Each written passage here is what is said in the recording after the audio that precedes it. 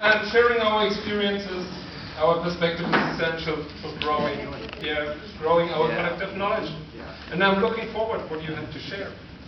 So, do you need to move the timer? Sure. Okay. Then you will get it. What are they doing in the other room? Oh, it was cool. It was like a scarecrow. Yeah.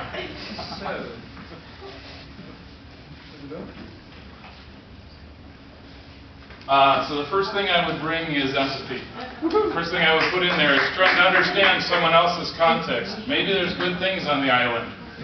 I worked at Medtronic and we saved lives using the waterfall method. So there are successful things to draw on. We shouldn't just bag on people's history. What did they do well? What were their challenges?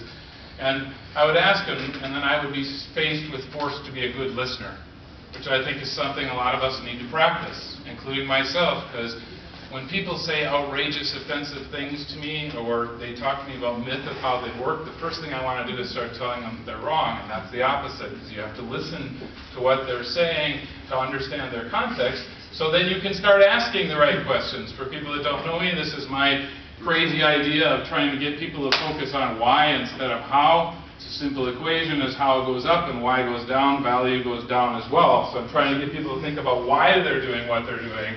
And so I might draw on the spirit of Lebowski and ask, how much process do you really need? I think this is a question everybody should be asking themselves. Not, is it Scrum, is it Kanban, is it Lean? What are the tools that are going to help you in the context of that discussion you just had with poor dude on Waterfall Island to help him improve, to help him move forward? Not, you should do this process, because I'm going to frame the rest of the talk in these three categories of getting ready, getting started, or getting productive and staying productive, because a lot of people assume they know where someone should go.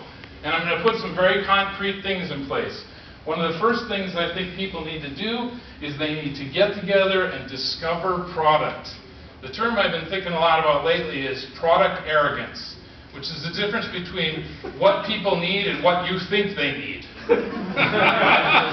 It's what's wrong with words like requirements and stuff.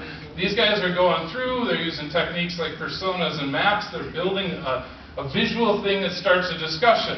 The next thing you have to do, and the hint here is one of these people is me, is you have to get to know the band and the players. You have to understand the band, you have to meet all the players. If you haven't figured it out yet, I'm the one on the left. That was quite a few pizzas ago and quite a few projects ago. You have to understand the ecosystem. I chose the word uncover the ecosystem. What are the tools? What are the technologies? What are the formal things? What are the informal things? How well do people collaborate? Do they have spontaneous design areas? And I'm driving up towards this idea of getting ready because I want to figure out what's going to be helpful for them instead of being prescriptive. Many groups I coach have remote players. A lot of people I meet on Polycoms think I'm yelling and I'm just trying to communicate.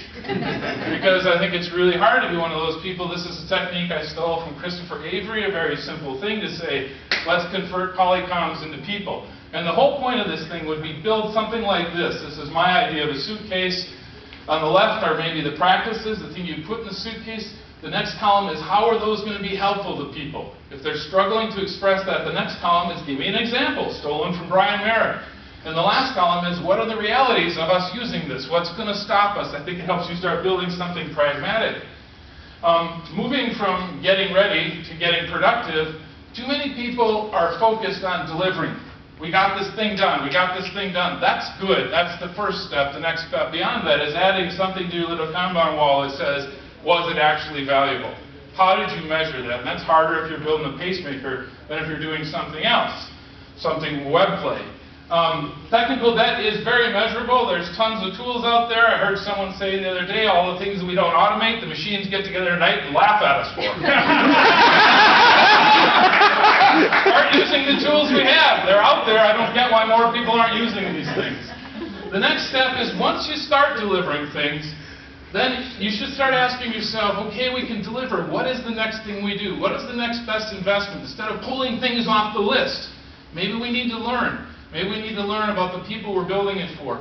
Just producing things is one dimension of being successful across time. And the last one is, simply put, don't wait for the Magic Friday retrospective. Do it all the time. Start doing it as often as possible. And if you're a coach or a scrum master, I think part of your job is to start those discussions. Say things that other people might not say.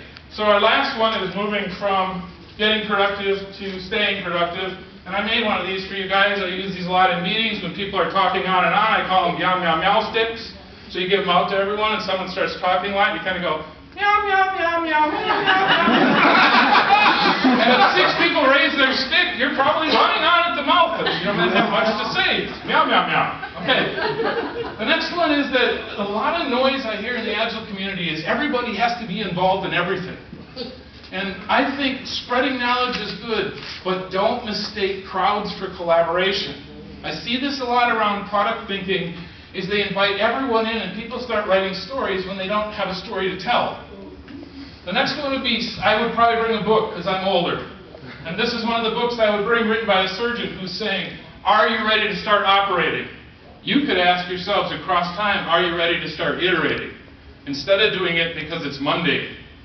That's a little bit arbitrary. And then I might bring any book written by Nassim Taleb, who understands agility much more than most people that write books about agile processes, not to pick on anyone that's written a book. This book has a term in it called epistemic arrogance, which is where I stole product arrogance from. This book, Anti-Fragile, sums up everything we've been trying to say. It's a little bit intense, but he's saying the opposite of fragile is anti-fragile, not robust. And then I might serve up a slide that has too many words to get in trouble with the facilitators. But the point is to get people to talk about their learning. So on the left is where you started, waterfall, and on the right side is where you want to go. An example is when people shift from how big to too big, then flow happens. So they start having the right discussions. And if none of that works, I revert back to giving out Dude's Law buttons. And in some kind of crazy way, I always tell people at companies, if someone tells you that's not agile, ask them what they're talking about. What do you mean? What are you trying to accomplish? Because that's not agile is about as interesting now as that's not waterfall.